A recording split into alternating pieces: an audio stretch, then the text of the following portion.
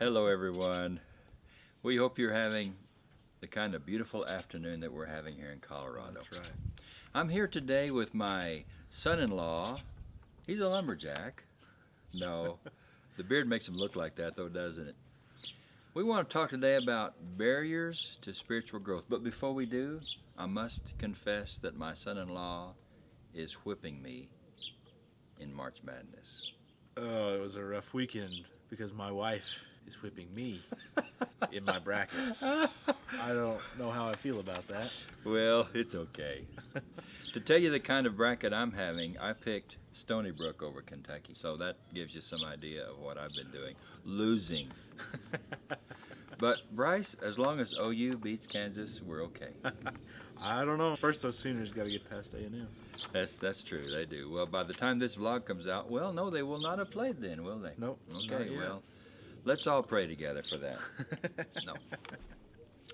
We're here to talk about barriers to spiritual growth, right? Yeah, last week, we had an article that came out, and we talked a lot about the need for mentors in our churches and how we really lack quality mentors, or really any sort of mentors in our churches today. And Yeah, we just don't have mentoring programs in place. Seems to me. no, we don't. I think in a lot of ways we're scared of those things. Could be. Yep. We're scared of the relationship I think that creates. Yep. But this week, we're talking about another barrier to spiritual growth, and we're talking about our leaders. Yes. And it's sort of related to last week, I guess. I think it is, yeah. The absence of mentors. This week we're talking about leaders who disappoint us. Right. As they so often do. Yeah. Well, they're only human, I guess. That's true. But that's no excuse. But they can say things, they can do things that can cause us to lose trust in them. Right. And that's the problem. Right. Bryce, they have a heavy responsibility. They do. I mean, they're in positions of influence. That's what leadership is.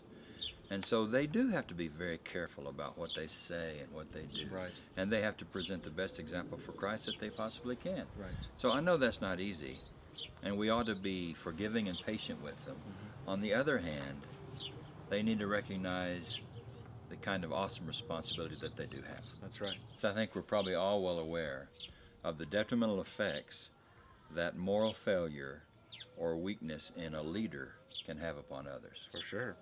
And we've probably seen firsthand ourselves what that can do. It can destroy relationships. Definitely. And worse than that, I know of people who have left the Lord because they lost trust in their leaders. And it happens so often. It does. More than we like to admit, I think. More than we like to admit. And it's a shame when it happens, but it really does. Is. It really is. And there's the big things that you just mentioned that I think can really affect people's faith. And when those happen, we all know about it. But I think some of the things that really affect people even more than those bigger things, because those things don't happen, they're not everyday occurrences. Right. But I think one of the things that really affects the leader's influence and ability to influence is the small things. Yes. Just the everyday interactions. Like what?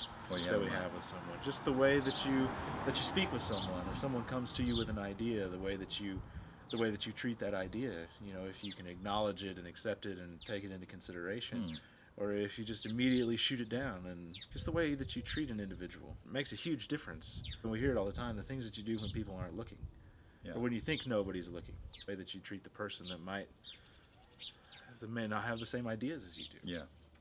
I think you make a good point there, and I think that's something for us to think about, is that the way we treat people affects how they see Jesus, besides how they see us. An unkind word, a careless word, a harshly given word can really have an effect upon a person's faith. Now, we might wish that people were more mature than that, that they could let things sort of slide off their backs, that their skin was a little thicker. Yeah. But it's just not the case. No, it's not. I mean, as a leader, I think you have to have that thick skin. Yeah. You're going to catch a lot of stuff from people, but as just an everyday person in the pew, you don't necessarily catch that kind of criticism all the time, and so you're not going to be ready to deal with it in the same way. And we've probably known people who left the Lord even because of that kind of criticism. For sure. Maybe quit coming to church, maybe, and left the Lord entirely. Yeah, it can really affect your ability to influence a corner of a congregation, or even the congregation as a whole. Very true. So we have the big things that happen, the moral failures, but we also have the small things that happen that impact our ability to influence and people's ability to have trust in us. And I guess the big question with all of this is what can be done in these situations? What does a person do when this happens? It's a good question. Well, I think one thing we can do is to determine that we're going to appoint only spiritual leaders. How do we make sure that happens? Oh, well, that's a tough question, Bryce. Because at the outset of every sermon you've ever preached about appointing leaders, I'm sure you started out with that very statement. Well, that's a tough question. Let's take this one step at a time. Okay. Integrity of the process. And the first step is, I'm thinking of a passage that Paul said to Timothy, don't lay hands hastily on someone. And I think sometimes we do that. I think if they show business prowess, For sure. or they're popular with people, Ooh. we may think that they're good leaders, but they may not be spiritual. Uh-huh. So I really think it's important that we try to select leaders, first of all, who are spiritual people, who know God, who have some spiritual qualities. I think that's true. Just because you have experience in business doesn't mean that you're necessarily a good leader of people. Well, no, that's true. That's very true. And it's easy to want to appoint the person that's popular, or the person Right. that buys you breakfast or lunch. Yeah, the person who, exactly. Whew. That's a tough one. But I'm not sure that necessarily qualifies them for leadership. Well, I agree with you. There. And, we might talk about the qualities of leadership some other day.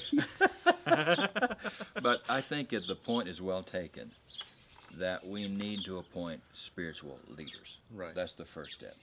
Even then, spiritual leaders are going to make mistakes. Yeah, for sure. But they're less likely to make the kind of mistakes that push people away from the Lord if they're truly spiritual, if they really know God, if they really love people, if they really care about people, Yeah. right? I think we can't be afraid to dig deep into our congregations. In every church there's the 2 or 3 people that we look at and like, yeah, they're going to be great elders one day. I think there may be other people in a congregation that may not be as vocal, may not be as prominent, that could be equally as good or sometimes even better, Sure. just because of their nature. Because of their character. Yeah. Character is influence. For sure. Influence is leadership. But that's another matter. I've got a question for you. Uh-oh. What do you do if you've got unspiritual people in leadership in the church? It's tough one, isn't it? I think that's a really tough question, and I think it's definitely one that we need to address. Yeah.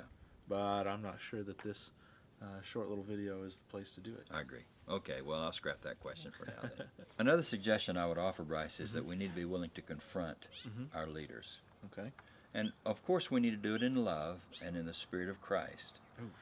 But we need to be willing to confront our leaders. I'm thinking again of the Apostle Paul, who at one time confronted Peter to his face because he was playing the hypocrite in the Jewish-Gentile controversy. You remember that in I do. Galatians? Yeah.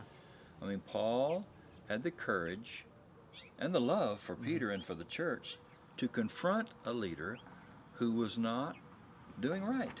There you go. And I think we're going to have to be willing to do that. Yeah. That sounds like stirring the pot, though. Stirring the pot. Well, no.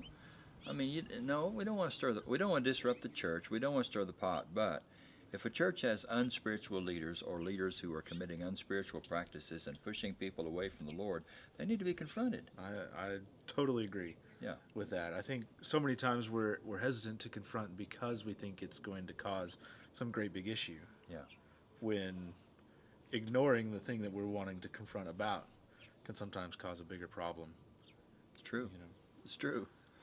And there's a way to go about confrontation. Right. I mean, that's Christian.